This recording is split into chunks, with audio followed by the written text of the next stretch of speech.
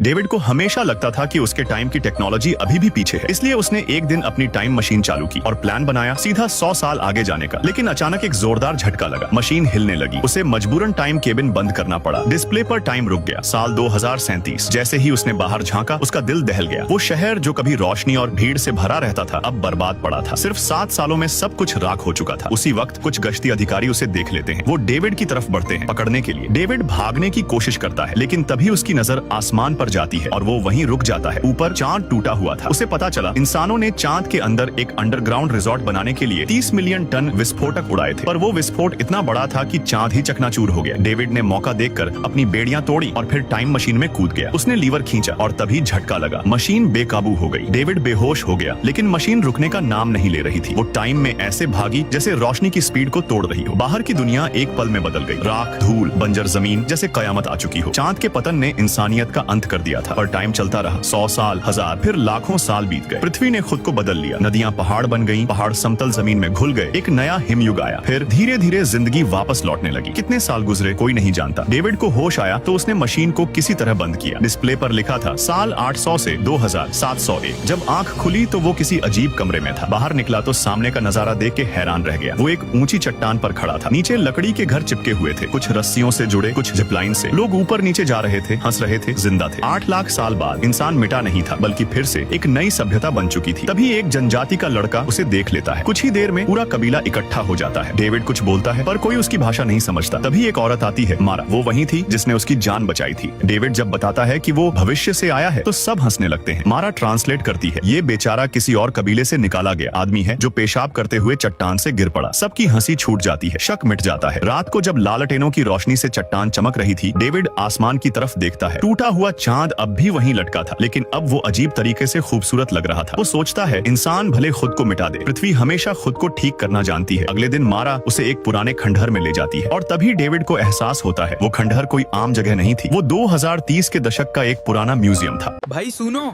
इतना मेहनत करके वीडियो बनाया, अब तुम बस देख के स्क्रॉल मत करना। लाइक कर दो, शेयर कर दो, फॉलो भी कर लो, वरना रात को नोटिफिकेशन नहीं, मैं आऊंगा सपने में।